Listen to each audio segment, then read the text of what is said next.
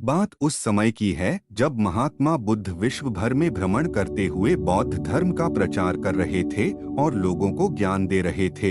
एक बार महात्मा बुद्ध अपने कुछ शिष्यों के साथ एक गांव में भ्रमण कर रहे थे। उन दिनों कोई वाहन नहीं हुआ करते थे, सो लोग पैदल ही मीलों की यात्रा करते थे। ऐसे ही गांव में घूमते हुए काफी देर हो गई थी। बुद्ध जी को काफी प्यास लगी थी। उन्होंने अपने एक शिष्य को गांव से पानी लाने की आज्ञा दी। जब वह शिष्य गांव में अंदर गया तो उसने देखा वहां एक नदी थी जहां बहुत सारे लोग कपड़े धो रहे थे। कुछ लोग नहा रहे थे तो नदी का पानी काफी गंदा सा दिख रहा था।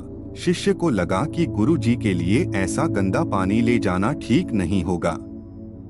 ये सोचकर वह वापस आ गया। महात्मा बुद्ध को बहुत प्यास लगी थी, इसीलिए उन्होंने फिर से दूसरे शिष्य को पानी लाने भेजा। कुछ देर बाद वह शिष्य लौटा और पानी ले आया। महात्मा बुद्ध ने शिष्य से पूछा कि नदी का पानी तो गंदा था, फिर तुम साफ पानी कैसे ले आए?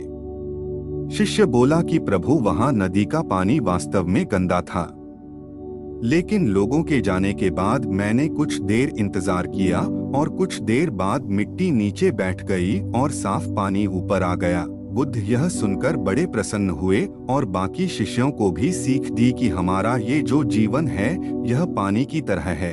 जब तक हमारे कर्म अच्छे हैं तब तक सब कुछ शुद्ध है, लेकिन जीवन में कई बार दुख और समस्या भी आते हैं जिससे जीवन रूपी पानी गंदा लगने लगता है।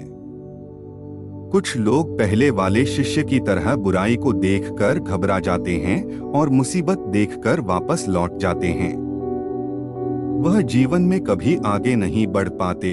वहीं दूसरी ओर कुछ लोग जो धैर्यशील होते हैं वो व्याकुल नहीं होते और कुछ समय बाद गंदगी रूपी समस्याएं और दुख खुद ही खत्म हो जाते हैं। तो मित्रों, इस कहानी की सीख यही है कि समस्या और बुराई केवल कुछ समय के लिए जीवन रूपी पानी को गंदा कर सकती है, लेकिन अगर आप धैर्य से काम लेंगे तो बुराई खुद ही कुछ समय बाद आपका साथ छोड़ देगी।